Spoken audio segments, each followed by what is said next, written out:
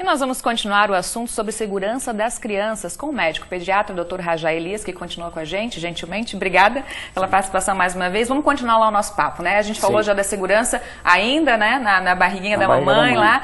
Depois os primeiros meses, né, doutor? O que pode ser chamado a atenção aí com os cuidados? Depois que nasce, não se recomenda, recomendação internacional, inclusive, que os bebês sejam enfeitados com correntinhas, pulseirinhas, né? E porque isso pode estrangular o bebê e ele pode engolir isso aí, pode se asfixiar com isso aí. A questão de dormir com os pais, né? Os cuidados com o berço, também cobertas, essas coisas, Você fez uma questão importantíssima que acontece frequentemente, a gente sempre orienta os pais, não durma, não coloque o nenê na cama de vocês. Ah, mas eu fico quietinho. Não faça isso. Porque... Não é um problema de mau costume depois, é uma questão técnica mesmo, né? Exatamente, é uma questão de risco à criança, a vida dela. Ele pode, numa dessas, gerar, ele ter alguma coisa, um pesadelo e virar... Um adulto, e pronto, vai ter uma mão. Aí ele pode levar ao óbito da criança dele. Então, isso aí é uma recomendação importante, né? Nunca transportar o bebê fora das normas, né? Você tem que, por exemplo, ele não pode ir num carro e ele não pode ficar solto, ele tem que ficar na cadeirinha dele. Também é uma coisa, né? Não medicar sem orientação médica. Isso ocorre muito. Nem que seja o chazinho para o recém-nascido mesmo, né? Qualquer coisa pode ser... O chazinho depende do tipo de chá. Mas também, é que tá o problema, né, doutor? Porque depende do tipo de chá, não é qualquer chá que pode ser administrado, né? Exatamente. Tem alguns chás que são tóxicos, né? Então não deve, né? Então, não introduzir alimentos sem orientação do pediatra ou do médico clínico ou do médico de família. Jamais deixar o bebê sozinho no banho quando ele vai mamar. Não pode ser sempre que ele faz aspiração, e já vários casos tem isso acontecido. Os bombeiros mesmo eles têm um trabalho intenso em relação a isso, né? Ele não deve mamar sozinho, sob pena de aspiração também, né? E não introduzir o uso de andador. Andador é uma coisa proibida pela Sociedade Brasileira de Pediatria e pela Sociedade Americana de Pediatria também, andador. Por várias questões, andador, né? É o seguinte, ele freia e pode levar a criança a uma queda, e a criança pode sofrer fratura de crânio, pode fazer hemorragia, fratura em várias partes do corpo. Não usem andador, porque o risco é muito alto e a consequência também é muito alta. Se fica sequelas, com certeza, conforme a idade lá da criança, fica sequelas. Vamos em frente um pouquinho, né? Agora, de repente, o que? Dos dois anos em diante, que a gente pode falar? Né?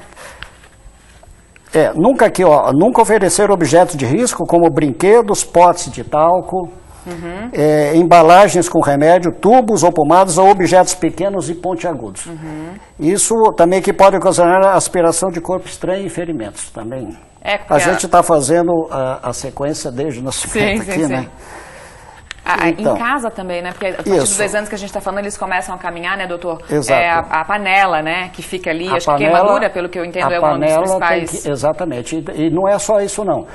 Quando o pai tá com alguma coisa quente, ele não pode segurar a criança perto dessa coisa quente, porque pode queimar. Seja perto do fogão, por exemplo, seja ele fumar, seja alguma coisa assim, nesse aspecto aqui, a criança pode sofrer queimaduras importantes com a proximidade dela com alguma coisa quente, estando nos braços do pai ou da mãe. Agora, uma outra coisa que a gente vê, agora há pouco aconteceu, né, de uma menina que acabou tomando um produto de limpeza, porque a avó tinha colocado numa garrafa de suco. Né? Isso também é outra coisa, né? Os produtos de limpeza, né, doutor? E aí entra dentro daquilo. Remédios, por exemplo, né? Materiais de limpeza tem que ficar fora do alcance das crianças.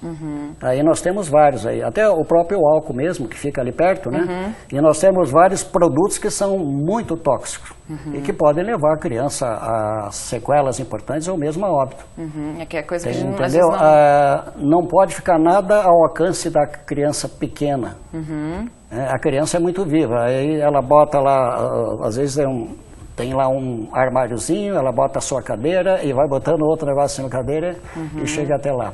A criança tem que ter uma certa liberdade, entre 2 a 3 anos, com a supervisão dos pais.